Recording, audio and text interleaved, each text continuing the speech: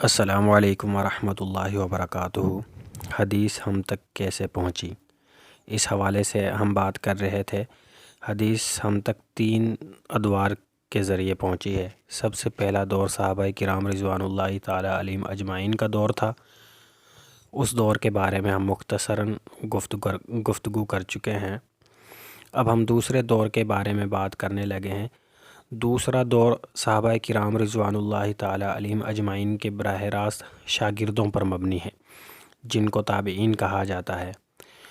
ان میں حضرت عبداللہ بن عباس رضی اللہ تعالی عنہ کے شاگرد امام نافع رحمۃ اللہ علیہ بھی بہت مشہور ہیں۔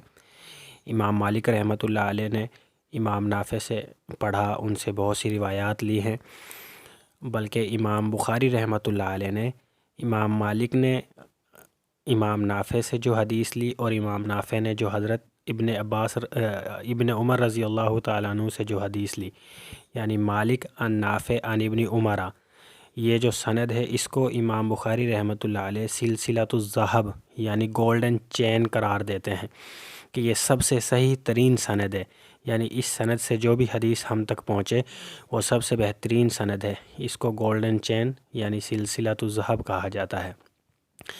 اسی طرح حضرت سعید بن مسیب رحمۃ اللہ علیہ حضرت ابو ہریرہ رضی اللہ تعالیٰ عنہ کے داماد تھے، وہ بھی اسی دور سے تعلق رکھتے ہیں۔ اسی طرح امام حسن بصری رحمۃ اللہ علیہ جن کا 110 ہجری میں انتقال ہوا، وہ بھی اسی دور سے تعلق رکھتے ہیں۔ اور امام شعبی رحمۃ اللہ علیہ ان کا بھی اسی دور سے تعلق ہے۔ 19 ہجری میں آپ پیدا ہوئے، 103 یا 104 ہجری میں آپ کی وفات ہوئی۔ ان کے بارے میں لکھا ہے کتابوں میں کہ انہوں نے 500 صحابہ سے پڑھا تھا اور بہت سے صحابہ کرام سے براہ راست انہوں نے حدیثیں بھی نقل کی ہیں۔ تو کہنے کا مطلب یہ ہے کہ صحابہ کرام رضوان اللہ تعالی علیہم اجمعین کے شاگرد جنہوں نے براہ راست صحابہ سے پڑھا تھا وہ اس دور میں موجود تھے۔ اور آخری صحابی کا انتقال 110 ہجری میں ہوا ہے، ان کا نام ہے ابو طفیل عامر بن واصلہ رضی اللہ تعالیٰ عنہ۔ علامہ ابن حجر رحمۃ اللہ علیہ نے ان کو آخری صحابی قرار دیا ہے۔ تو 110 ہجری تک صحابہ کرام موجود تھے، اور جن تابعین کا میں نے ذکر کیا، یہ ان میں سے بعض ایسے ہیں کہ جو 110 ہجری سے پہلے وفات پا چکے تھے، جیسے امام شعبی رحمۃ اللہ علیہ 103 104 ہجری میں وفات پائی انہوں نے، اور دیگر دوسرے سعید بن مسیب رحمۃ اللہ علیہ۔ تو صحابہ کرام سے براہ راست ان کے شاگردوں نے حدیثوں کو اخذ کیا، اور پھر انہوں نے اپنے شاگردوں کو آگے پڑھایا۔ صحابہ کرام کے شاگردوں کا یہ پڑھنا پڑھانا یہ بھی انفرادی طور پر تھا، جیسے کہ صحابہ کرام اپنے طور پر آپ صلی اللہ علیہ وسلم کی حدیثیں لکھتے تھے، ایک دوسرے کو سکھاتے تھے، حفظ کرتے تھے۔ اسی طرح بھی یہ سلسلہ بھی چل رہا تھا۔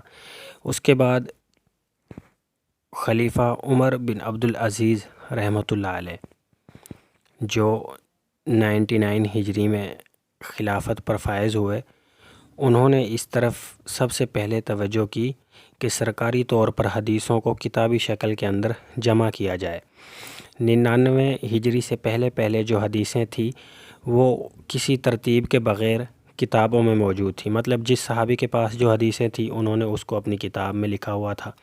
ان کے بعد جب ان کے شاگردوں نے ان سے پڑھا تو انہوں نے جوں کی توں وہ کتابیں ان کو لکھوا دیں، املا کرا دیں، تو وہ بھی انہوں نے ایسے ہی کتابیں اپنے پاس محفوظ کر لیں۔ لیکن حضرت عمر بن عبدالعزیز رحمۃ اللہ علیہ نے سرکاری طور پر حدیثوں کو جمع کرنے کی طرف سب سے پہلے توجہ کی، اور آپ نے ابو بکر بن حزم رحمۃ اللہ علیہ جن کا 120 ہجری میں انتقال ہوا، یہ مدینہ منورہ کے گورنر تھے، ان کو لکھا کہ مدینہ منورہ میں صحابہ کرام کے جو شاگرد ہیں ان سے حدیثیں جمع کر لی جائیں۔ خصوصاً فرمایا کہ حضرت عائشہ رضی اللہ تعالی عنہا کی شاگرد ہیں عمرہ بنت عبد الرحمن، وہ حضرت عائشہ سے حدیثیں یاد بھی کرتی تھیں، پڑھتی تھیں اور ان کے پاس لکھی ہوئی تھیں۔ تو حضرت عمر بن عبدالعزیز رحمۃ اللہ علیہ نے امام ابو بکر بن حزم کو فرمایا کہ عمرہ بنت عبد الرحمن سے خاص طور پر حدیثیں لکھو۔ اسی طرح امام محمد بن مسلم شہاب زہری رحمۃ اللہ علیہ کو بھی عمر بن عبدالعزیز رحمۃ اللہ علیہ نے لکھا کہ وہ بھی حدیثیں جمع کریں۔ یوں امام شہاب ظہری رحمۃ اللہ علیہ نے بھی حدیثیں جمع کی۔ علامہ ابن حجر اور امام مالک رحمۃ اللہ علیہ فرماتے ہیں کہ سب سے پہلے جس شخص نے حدیثوں کو فنی طور پر مدون کیا وہ امام محمد بن مسلم شہاب ظہری رحمۃ اللہ علیہ ہیں۔ آپ کا انتقال 124 ہجری میں ہوا۔ تو یوں سرکاری طور پر اسی دور کے اندر حدیثیں جمع کی گئیں۔